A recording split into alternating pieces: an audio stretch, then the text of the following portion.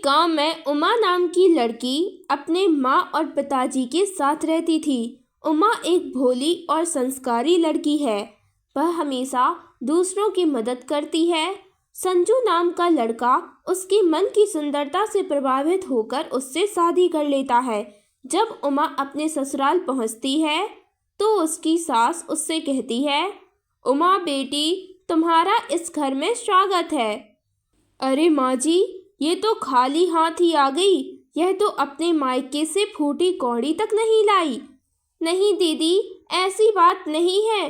मेरे माता पिता मजदूरी करते हैं। उन्होंने बहुत दिनों से पैसे जोड़कर मुझे सोने के कंगन दिए। यह कंगन उन्होंने बहुत ही मेहनत से जुटाए हैं। वाह देवरानी जी, अपने लिए तो सोने के कंगन ले आई और माँ जी के लिए कुछ भी नहीं लाई। माँ जी, इसने तो आते ही अपना रंग दिखाना शुरू कर दिया। मुझे माफ़ कर दीजिए माँ जी, मैं आपके लिए कुछ नहीं लाई, पर मैं आपसे वादा करती हूँ कि मैं एक अच्छी बहू बनकर दिखाऊंगी। इस तरह कुछ दिन बाद उमा की सास उमा से कहती है, उमा बेटी, तुम घर के सारे काम करके रखना, तब तक हम दोनों शॉपिंग कर कर आते हैं। और भी दोनों शॉपिंग करने चले जाते हैं। उमा मन लगाकर घर के काम करने लगती है। इस तरह उमा की सास और जेठानी उमा से घर के सारे काम करवाती। वह बेचारी अकेली ही सभी के लिए खाना बनाती और सारे घर में झाड़ू लगाती और वे दोनों हर समय आराम करते रहते। उमा को किसी न किसी बात पर बेवजह ताने मारते रहते। तब एक दिन उमा की जेठ और जेठानी उसके कमरे में किसी काम से आते हैं। उमा, मैं तुमसे कुछ मांगना चाहती हूँ, तुम मना तो नहीं करोगी? नहीं दीदी, मैं मना नहीं करूँगी, बोलिए क्या चाहिए आपको? उमा, तुम्हारे जेठ जी को व्यापार के लिए कुछ पैसे चाहिए। क्या तुम अपने दहेज में आए वह सोने के कंगन बेचकर हमें पैसे दे सकती हो?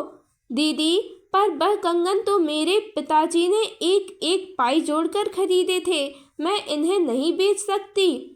इन्हें बेचकर मैं उनका अपमान नहीं करूँगी। प्लीज़ उमा, ऐसे मत करो, हमें पैसों की बहुत ज़रूरत है, नहीं तो हमें बहुत बड़ा घाटा लग जाएगा। उमा को उन पर दया आ जाती है और वह दिल पर पत्थर रखकर वह कंगन उन्हें दे देती है। इस तरह रात हो गई। उमा अपने जेठ जेठानी के कमरे के पास जा रही थी, तब उमा को उनके झगड़ने की आवाज़ सुनाई देती है।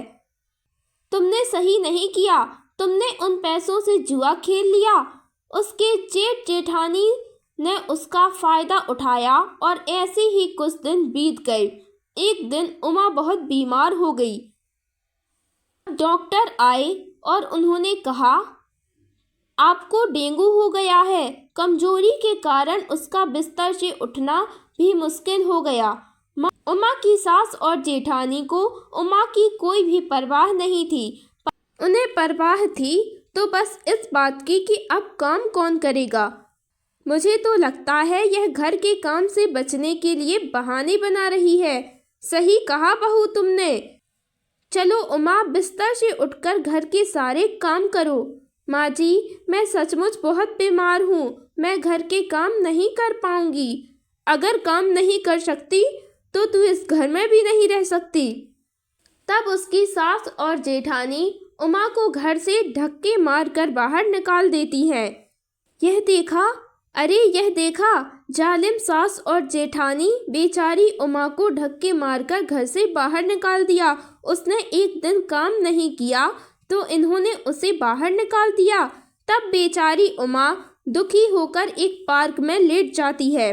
तब वहाँ महिला सशक्तिकरण NGO वाली एक औरत आती है और वह उमा को देखती है और वह उसका इलाज करवाती है। तब उमा उन्हें सारी बात बता देती है।